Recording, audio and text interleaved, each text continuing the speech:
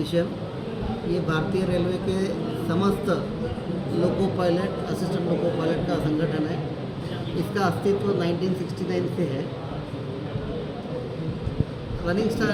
हमारे एसोसिएशन का मेन काम है कि हमारे स्टाफ के साथ में जो समस्या है वो रेलवे के समक्ष रखना और उस समस्या का समाधान निकालना। रेलवे के अंदर में गाड़ियों का सुरक्षित संचालन करने हेतु हम रेलवे से समय समय पे पत्राचार करते हैं। उस पर कभी हमको सक्सेस मिलता है, कभी शायद रेलवे बोर्ड का ईगो सामने आता है, वो सिस्टम को सुधारना नहीं चाहते। ऐसे समय एक संघर्ष भूमिका में हमको आना पड़ता है।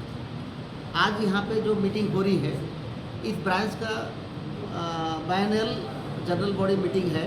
इसमें पुरानी बॉडी का अब तक का लेखा जोखा रखा जाएगा और फिर नई बॉडी का गठन भी होगा। और साथ ही साथ आज के डेट में वेस्टर्न रेलवे के समस्त लोको रनिंग स्टाफ का ये कन्वेंशन है। वर्तमान में रेलवे के अंदर में जो प्राइवेटाइजेशन चल रहा है, उससे क्या समस्या खड़ी होगी, उसके कारण एम्प्लॉयमेंट के ऊपर में क्या असर पड़ेगा, उसके कारण पब्लिक को क्या इनकन्वीनियंस होगा, उसके ऊपर भी चर्चा किया जाएगा।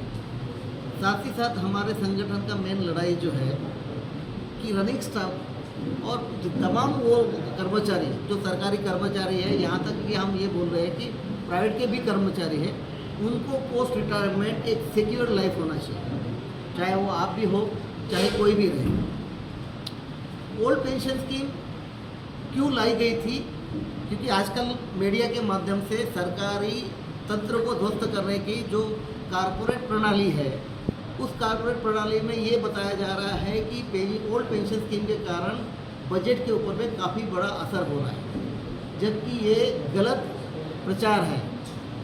आप लोग इस ओल्ड पेंशन स्कीम के बारे में अगर जानकारी लोगे तो ये ओल्ड पेंशन स्कीम हमारे यहाँ पे भारत में पोस्ट इंडिपेंडेंस 1952 तक था। 52 में नया उसमें अमेंडमेंट किया गया। 62 में वो पेंशन स्कीम रोककर कॉन्ट्रीब्यूटरी प्रोविडेंट फंड स्कीम चालू किया गया। तो कॉन्ट्रीब्यूटरी प्रोविडेंट फंड में एक पोर्शन एम्प्लॉय का आता है, एक पोर्शन एम्प्लॉयर डालता है। तो ये 62 से 72 तक चलता रहा। हमारे देश के सामने में आपको पता है कि पोस्ट इंडिपेंडेंट हमारे सामने 3 युद्ध हुए, 4 छोटे युद्ध हुए और प्रॉक्सी वॉर भी चलते रहा।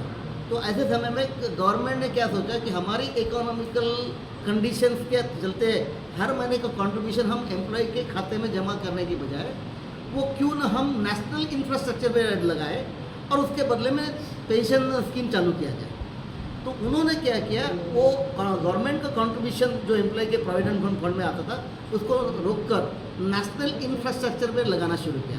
एक तरह से उन्होंने नेशनल बॉन्ड्स में कन्वर्ट कर दिया। अब बात आती है कि नेशनल इंफ्रास्ट्रक्चर में जो पैसा लगाया, अभी समझ मान लो कि मैं एम्प्लॉय हूँ, आपको जो दे रहा हूँ उस पैसे से मैंने आपको न देते हुए एक बिल्डिंग खड़ा कर दिया, कमर्शियल कॉम्प्लेक्स। उस कमर्शियल कॉम्प्लेक्स का मैंने कमर्शियल पर्पज से यूज़ करना शुरू किया, उससे प्रोडक्टिविटी हो रही। जब मैंने आपका पैसा इस पर लगाया था तब उसकी वैल्यू थी 3 लाख, आज इसकी 3 करोड़ हो गई। तो आपका शेयर वैल्यू बढ़ा। अब उस शेयर वैल्यू के इंटरेस्ट के तौर पे अगर देखा जाए तो वो आपका पेंशन है, और जो आज इसके ऊपर किराया मिल रहा है वो हमको डीए के रूप में दे रही है। तो ओल्ड पेंशन स्कीम का बजट में कहाँ से आ गया? क्योंकि हमारा पैसे से भाखड़ा नांगल डैम बन सकता है, तो एटॉमिक एनर्जी सेंटर बन सकता है, दुनिया भर के इरिगेशन, इंडस्ट्रियल, स्टील प्लांट, ये सब इंफ्रास्ट्रक्चर खड़ा हुआ।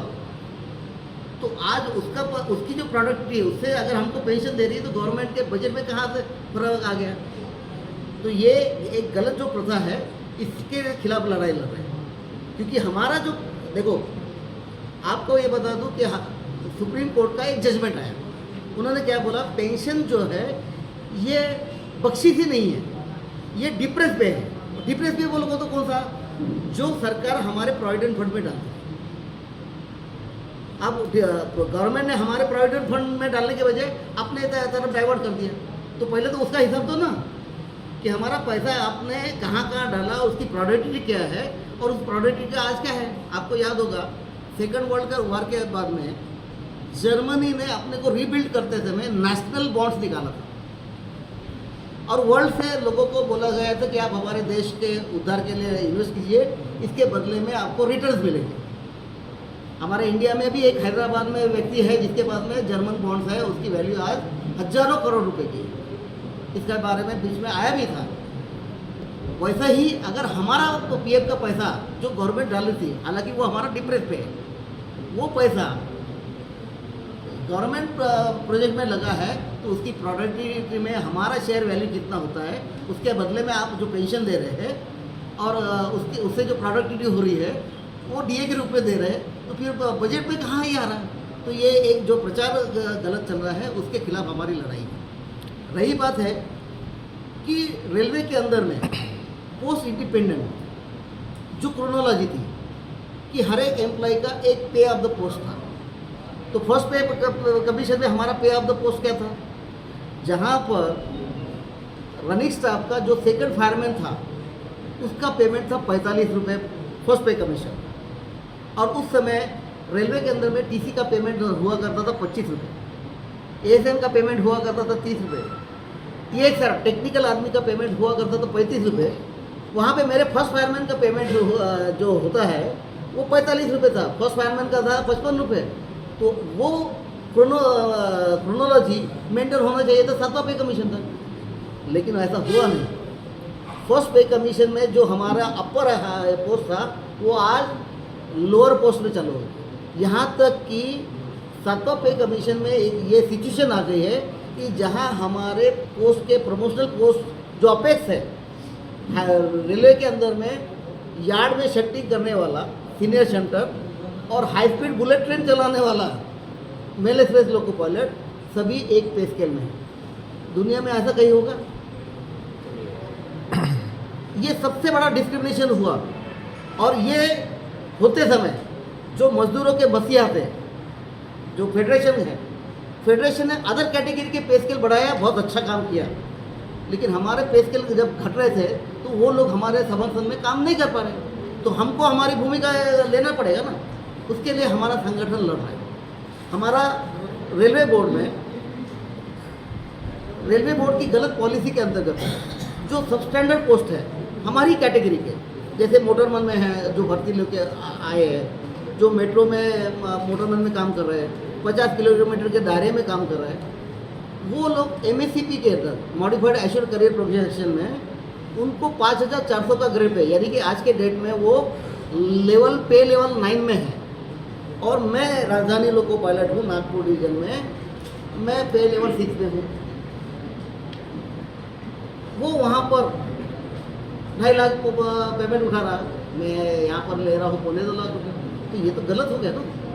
मैंने हाई स्पीड लोको पायलट के लिए highest level medical standard, high speed super psycho बोलते हैं, वो सब पास कर रहा हूँ, और उसके बावजूद मेरे को पे लेवल मिल रहा है पे लेवल 6। तो ये जो डिस्क्रिमिनेशन हो रहा है ये हमको मान्य नहीं है। इसके लिए हमारा संगठन लड़ाई लड़ रहा है। रेलवे के अंदर में हम सेफ्टी से काम करना चाहते हैं, लेकिन सेफ्टी से काम करने कौन नहीं दे रहा। मैं अगर सेफ्टी पालन करता हूँ तो डिवीजन लेवल पे मेरा बॉस जो है प्रेस्टीज इश्यू बन रहा है। अरे मैं बोल रहा तुम चलो, तुम देखो कहते कुछ नहीं होगा, कुछ होगा तो मैं हूँ कौन है? क्या रेलवे ऑफिसर को ये मालूम नहीं कि इंडियन रेलवे एक्ट 153, 154, 175 क्या है, जिसमें नियम विरुद्ध काम करने पर सिविल प्रोसिक्यूशन होगा, आईपीसी की धारा लगेगी और उसमें सजा होगी। तो क्या ऑफिसर को मालूम नहीं? लेकिन वो बलि का बकरा ढूंढ रहा है नीचे के लोगों को। हमारी लड़ाई उसके खिलाफ। हम चाहते हैं कि जनता इस बात को जाने, मीडिया के माध्यम से जाने कि रेलवे के अंदर में सेफ्टी नियम रेलवे बोर्ड बना रहा है, उसको पूरा तोड़ा मरोड़ा जा रहा है डिविजनल लेवल पे, ग्राउंड लेवल पे, और जिसके कारण अभी जो हादसों की जो है सीरीज जो बनते जा रही है, ये मेन कारण है। प्राइवेटाइजेशन में आपको याद होगा कि पहले रेलवे की तरफ से खाना सप्लाई होता था, उसका बजट पास होता था। बजट में 1.5 रुपये की चाय 2 रुपये हो जाती थी और खाना 10 रुपये का 12 रुपये होता था, तो 2 दिन 3 दिन पार्लियामेंट हिलता था। जो 10 रुपये का खाना आज 130 रुपये में हो रहा है, और उसकी क्वालिटी और क्वांटिटी दोनों में गिरावट हुई। सफरर कौन है? पब्लिक। उनकी सेहत के साथ खिलवाड़ हो रहा है। आप राजधानी में पहले ट्रैवल करना चाहते थे क्योंकि उसका खाना बहुत अच्छा था, रेलवे सप्लाई का। आज IRCTC के माध्यम से सब स्टैंडर्ड कॉन्ट्रैक्टर जो है खाना सप्लाई कर रहे हैं। क्या उसमें का खाना खाने लायक है? इसका जनमत किया जाए। और जो जिस टाइप की वर्किंग बढ़ रही है, ट्रैफिक बढ़ रहा है, हम रेलवे के साथ में हैं, लेकिन साथ में काम करते समय हमारे जॉब इवैल्यूएशन होना चाहिए, पे ऑफ द पोस्ट डिसाइड होना चाहिए, प्लस स्ट्रेस एनालिसिस होना चाहिए। हमारे ऊपर में किस टाइप की साइकोमेट्रिक असेसमेंट हो रही है वो निकालना चाहिए। हमारी ड्यूटी और निर्धारण करना चाहिए। रेलवे बोर्ड के पास में हमारे ड्यूटी और डिसाइड करने के अधिकार नहीं है, वो लेबर मिनिस्ट्री का है। आप जानते हैं लेबर लॉज क्या है। लेबर लॉज में ड्यूटी और डिसाइड करने के पावर उनके हैं। रेलवे के अधिकारी इस नियम को मानने को तैयार है। पीरियडिकल रेस्ट, जैसे संडे को सबको छुट्टी रहती है, वैसे भी हमारे लिए भी 7 दिन में एक रेस्ट होना चाहिए। उसको ये लोग ग्रांट नहीं करते। सिक लीव रिजर्व कोटा होता है, वो ये वैकेंसी फिलअप नहीं कर रहे। इकोनॉमी किस आधार पर?